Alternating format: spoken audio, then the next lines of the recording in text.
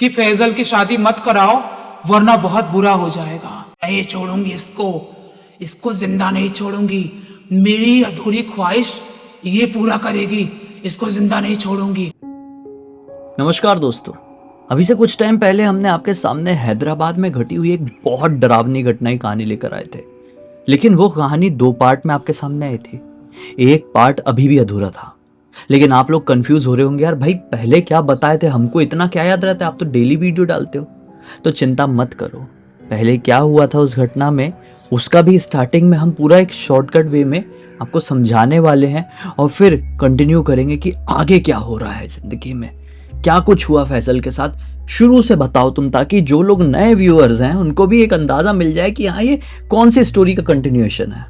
तो ये जो फैजल नाम का लड़का है ना, ये इसकी जो मम्मी है वो उसकी बहन और पापा हैदराबाद के एक एरिया में रहा करते थे हमेशा से। और उसके पापा कुछ टाइम बाद, जब ये लोग छोटे छोटे तभी दुबई चले जाते हैं कमाने वमाने के लिए, घर चलाने के लिए। उसके बाद से जो फैजल है वो उसकी मम्मी और उसकी बहन के साथ बहुत सारी भूतिया घटनाएं घटने लगती है। ये लोग एक दूसरे घर में शिफ्ट करते हैं। वहाँ से फैजल स्कूल जाता था। स्कूल जाने के दौरान भी मैं पार्ट 2 में सुना चुकी हूँ कि कैसे एक लड़की उसको दिखाई देती थी स्कूल में और अचानक से उसकी ज़िंदगी से वो गायब हो गई। और धीरे धीरे करते करते फैजल बड़ा होता गया। उसके पापा दुबई में काम करते थे, कभी इनसे मिलने जुलने आते थे। लेकिन फैजल की जो लाइफ थी ना, बहुत अजीब सी हो गई थी हमेशा से। क्योंकि एक ऐसी शक्ति, एक ऐसी आत्मा, लड़की की आत्मा उसके पीछे पड़ी हुई थी जो उसका जीना हराम कर दी थी। मतलब हैदराबाद में हो रहा था ये सब कुछ हैदराबाद में ही हो रहा था। और इस घर में, फैजल के घर में कौन कौन रहता था? फैजल, उसकी मम्मी और उसकी बहन। अच्छा, पापा दुबई में है पापा ना? दुबई में है। हाँ। ये 3 लोग रहते थे और फैजल के साथ बचपन से ही भूतिया घटनाएं घटती थी। उसको स्कूल जाता था या कहीं पे भी जाता था तो एक लड़की की आत्मा दिखाई देती थी। हाँ। उसको मालूम था ये आत्मा है। हाँ, फिर क्या? तो एक टाइम ऐसा आता है कि जब थोड़ा सा वो बड़ा होता है तो उसके पापा दुबई से आए हुए थे और जब उनको पता चला था कि बहुत ज़्यादा ही घटनाएं घट रही है, फैजल सो नहीं पा रहा है, उसके शैडोज दिखाई देते हैं, लड़की दिखाई देती है, कुछ भी दिखाई देता है। इनके जो हैदराबाद में नए घर में रह रहे थे ना, उस घर में भी ये सब घटनाएं घट रही थी। अच्छा। तो फिर उसके पापा थोड़ा बहुत झाड़ फूक करवाते हैं। जब वो छोटा तभी 15-16 साल का रहा होगा शायद। तो उस टाइम पे झाड़ फूक करवा के एक बाबा जी आते हैं जो बताते हैं कि एक आत्मा ऐसी है जो फैजल से प्यार करती है, उसके पीछे लगी हुई है। तो बाबा जी बहुत झाड़ फूक करते, बहुत घंटों के प्रोसेस के बाद उसे एक ताबीज पहनाते हैं और बोलते हैं कि कुछ भी हो जाए फैजल के गले से ये ताबीज नहीं उतरना चाहिए। अच्छा। कि कुछ भी हो जाए, कहीं पर भी जाए, कहीं पर भी रहे, क्योंकि वो लड़की दिखाई देगी इसको कभी कभी, अभी भी उसकी प्रेजेंस, शैडोज दिखाई दे सकती है, लेकिन जैसे इसका ताबीज उतरेगा वो लड़की इसके ऊपर हावी हो जाएगी। ऐसा वाला था। तो बाबा जी ने झाड़ फूक कर ताबीज दे दिए। उसके बाद कट्टू, ये 2 पार्ट तो खत्म हो गए ये सब चीजों में। अब हम पार्ट 3 में आते हैं, जब 10 साल हो जाते हैं फैजल को, उसकी पढ़ाई लिखाई सब कंप्लीट हो जाती है। अब कंटिन्यू में चीजें आगे फ्लो में आगे बढ़ेगी। हाँ। अब फैजल बड़ा हो चुका है, 10 साल कंप्लीट हो चुके हैं। भूतिया घटनाएं घटना बंद हो चुकी है क्योंकि इसने ताबीज पहन लिया है बाबा का दिया और उतारता नहीं है। नहीं उतार, जिंदगी सामान्य हो गई है। जिंदगी सामान्य हो गई है। जो हार्म करने की कोशिश करती थी या जो भी इसके करीब आने की कोशिश करती थी आत्मा, अब नहीं आ सकती। मतलब सोचने वाली बात है, अब सब कुछ सामान्य हो चुका है। अब क्या होता है बताओ? जब 10 साल इसकी जिंदगी के बचपन के निकल गए वो ताबीज पहनते हुए, अब ये बड़ा हो गया, पढ़ाई कंप्लीट हो गई है। इसको दुबई के एक कंपनी से ऑफर आता है कि आपको यहाँ पर जॉब लग रही है, मिल रही है। तो इसको लगता है कि सही है यार, दुबई की अच्छी बड़ी कंपनी है, सैलरी भी अच्छी है, तो क्या मुझे जाना चाहिए दुबई में काम करने के लिए? तो घर वाले, रिश्तेदार सब लोग समझाते हैं, इसकी अम्मी भी समझाती है कि पापा ने भी तो इतने साल तक काम किए हैं ना दुबई में, अभी पापा नहीं कर रहे दुबई में काम, अभी हैदराबाद में, इंडिया में ही रह रहे हैं। तो बोलते हैं कि इतने साल किए हैं ना, जाओ तुम भी कुछ साल तक दुबई में काम करो और अच्छे पैसे से कमा लेना, उसके बाद मन करेगा तो यहीं पर बिजनेस डाल के कुछ ना कुछ यहीं पे कर लेना। तो जो फैजल है वो डिसाइड करता है और जो भी प्रोसेस था दुबई जाने का, उस प्रोसेस से वो दुबई पहुंच जाता है। दुबई पहुंचने के बाद सबको लग रहा था और फैजल को लग रहा था कि इसकी ज़िंदगी बिल्कुल नॉर्मल चलने वाली है, लेकिन जो होना रहता है उसको तो कोई टाल भी नहीं सकता। ये दुबई में ऐसी जगह पे है जहाँ पर एक कमरा है, इन सबको जो जॉब करने वाले लोगों को कमरा दिए हैं, जिसमें एक साइड में एक बेड है, दूसरा बेड, तीसरा बेड, चौथा बेड, ऐसे बेड लगे हुए हैं। और वहां पे 4 लड़के, अलग अलग लड़के काम करने वाले वहीं पे रह रहे हैं।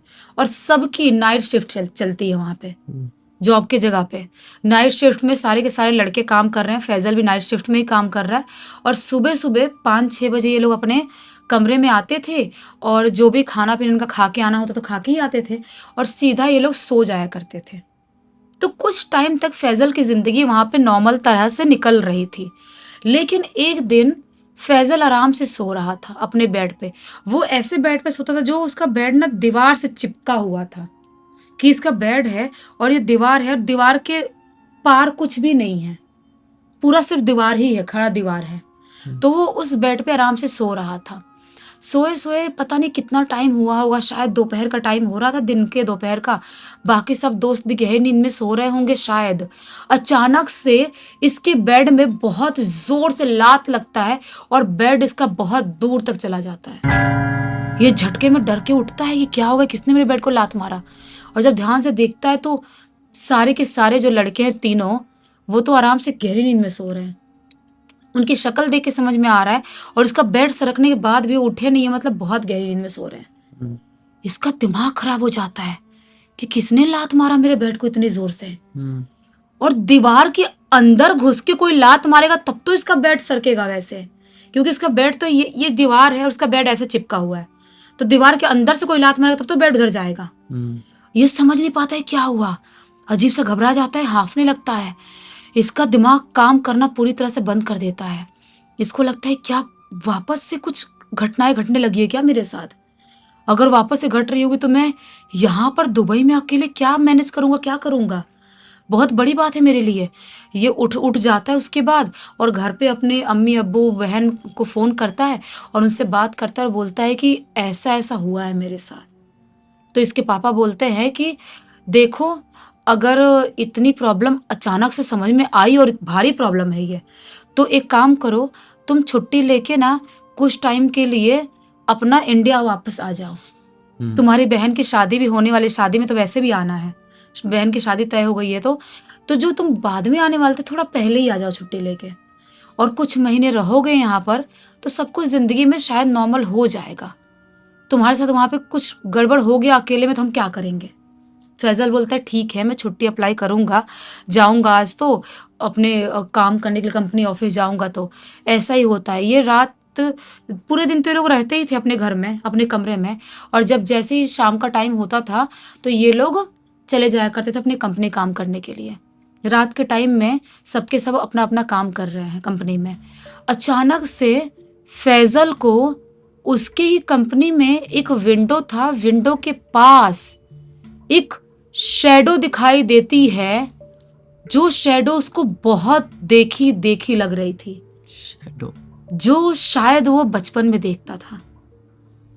वो शैडो उसको वापस से दिखाई देती है, और वो उसे ऐसे ऐसे करके सर डुला के या ऐसे ऐसे करके कुछ मना करने की कोशिश कर रही है। कुछ तो मना करने की कोशिश करी, समझ नहीं पा रहा है।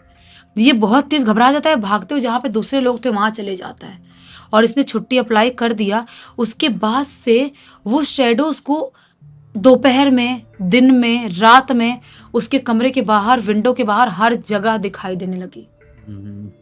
अब जैसे तैसे करके उसकी छुट्टी अप्लाई किया, छुट्टी मिलती है और हैदराबाद वापस आता है।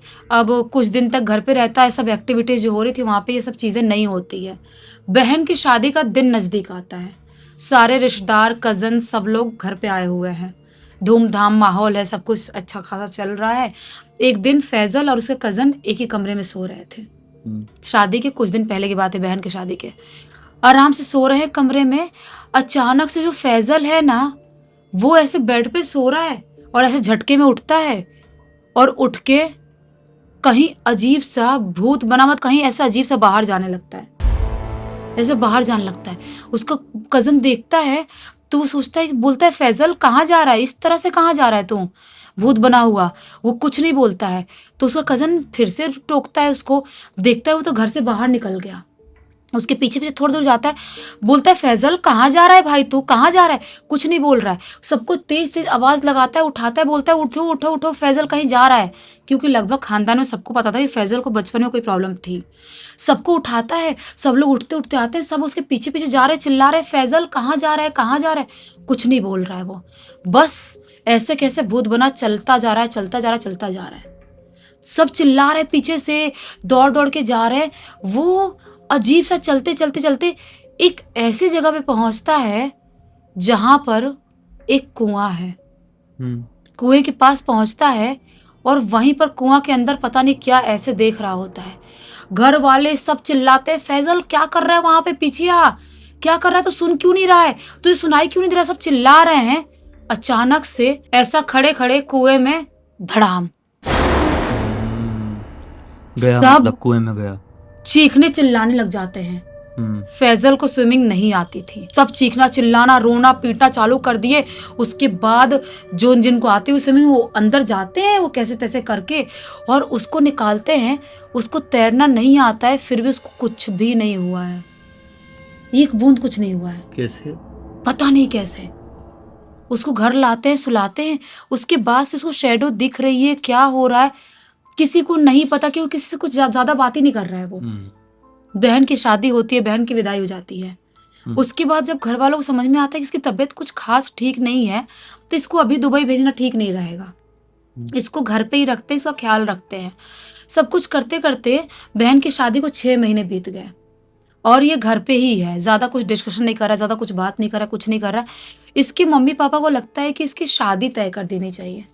इसकी जब शादी कर देंगे, छोटी बहन की शादी तो हो ही गई है और ये बड़ा इसकी अभी तक नहीं हुई है, तो इसका शादी करवा देंगे तो क्या होगा कि ये शायद इसकी लाइफ नॉर्मल हो जाएगी। और बाई चांस वो चुड़ैल बचपन वाली जो आत्मा है इसके पीछे पड़ी थी, वो शायद उससे दूर हो जाएगी, ऐसा घर वाले सोचते हैं। अब घर वालों ने सोच लिए और वहीं हैदराबाद में ही पहचान में एक आफरीन नाम की लड़की थी इनके। सोचते हैं कि वो लड़की भी अच्छी है, सुंदर है, उसी से शादी करवा देते हैं।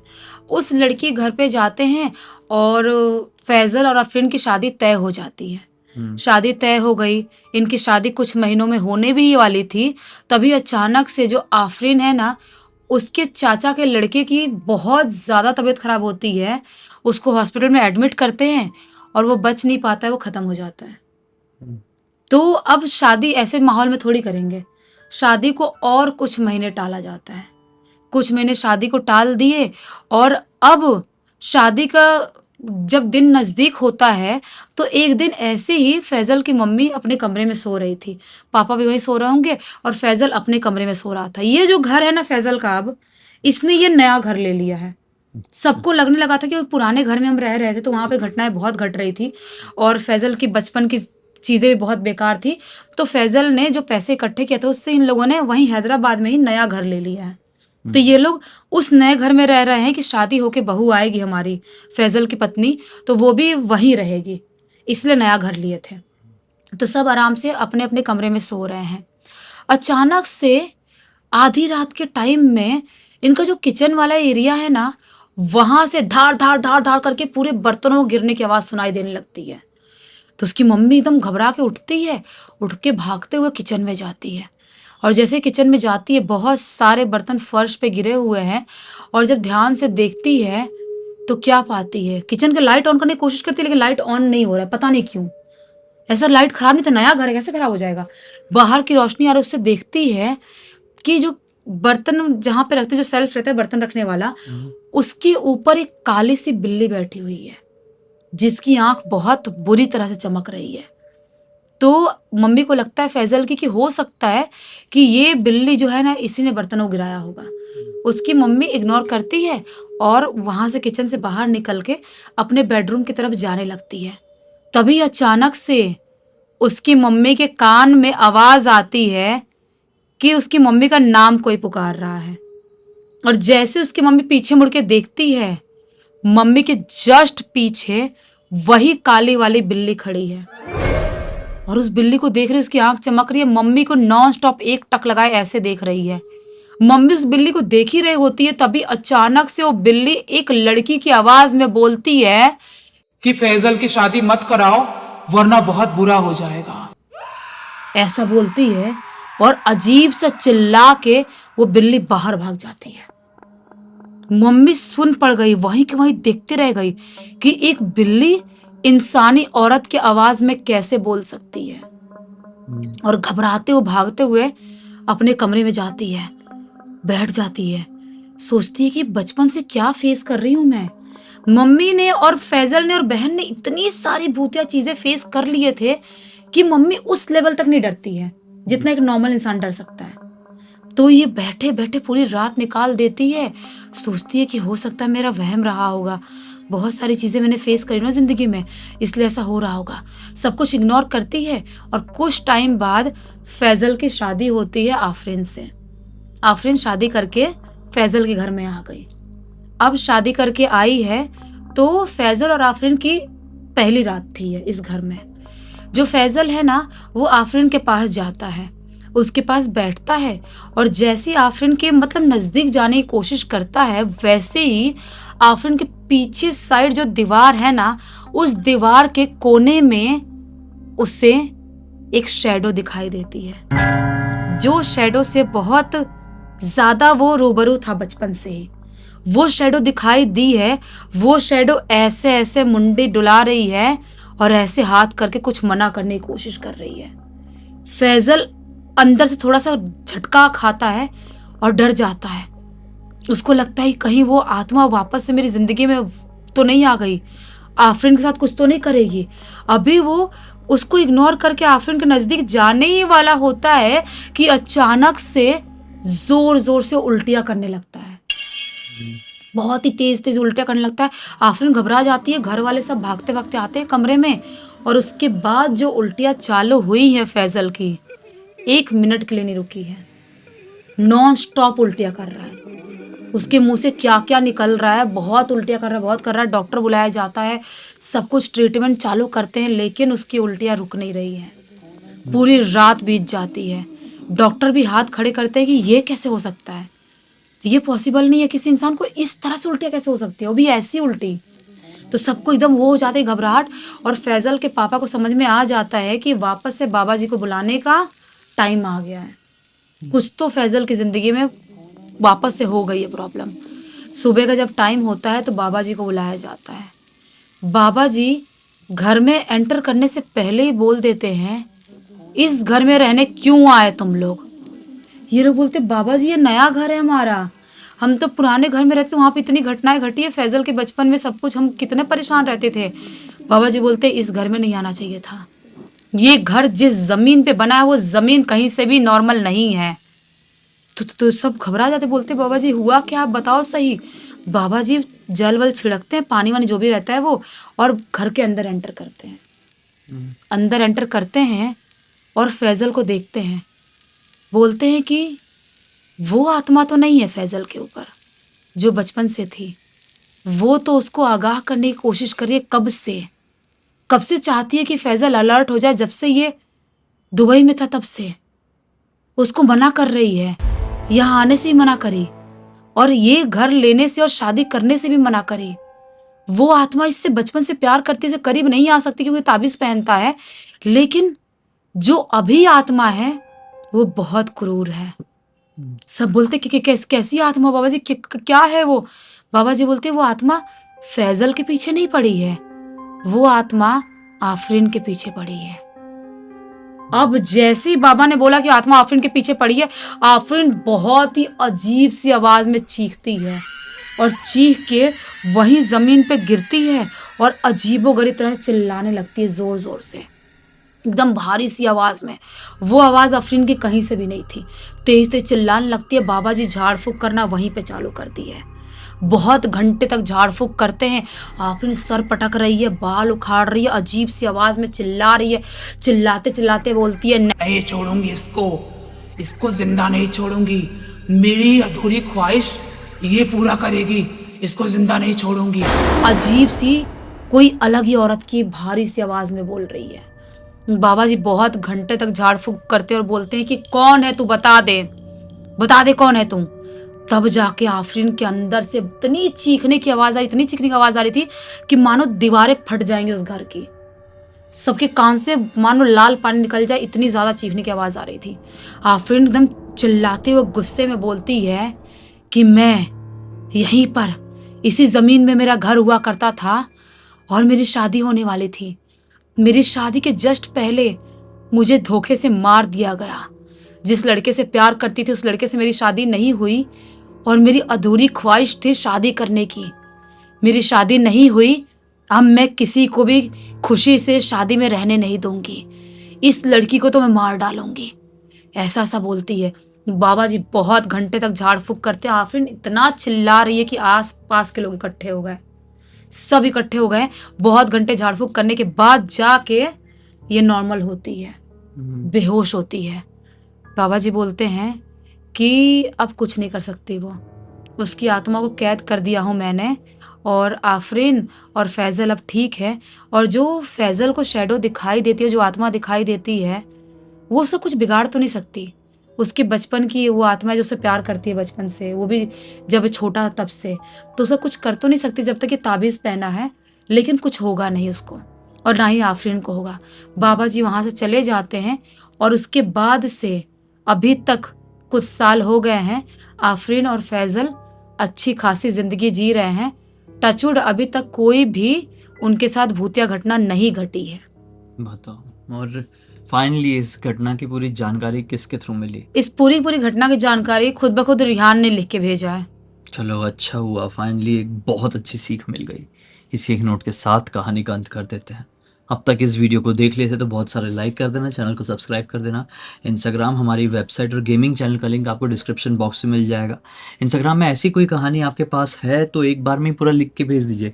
पार्ट वाइज करते हैं तो फिर क्या बहुत समय भी लग जाता है और ऐसा हो जाता है कि यार पुराने भूल जाते हैं कई बार, है कि नहीं? चाहे जितनी भी बड़ी कहानी हो एक बार में लिखिए, चाहे आधा घंटे की बनी, 1 घंटे की बनी कहानी हम बनाएंगे। वेबसाइट को ज़रूर चेकआउट कर लेना, वहाँ पर आपको अच्छे प्रोडक्ट और सर्विसेज मिल जाएंगे जो आपको ज़रूर पसंद आएंगे। और गेमिंग चैनल में रेगुलर वीडियोज़ आ रहे हैं, आज भी आ चुका है, तो इस वीडियो के बाद अब तक देख लिए थे इसको तो उसको भी इंजॉय करो।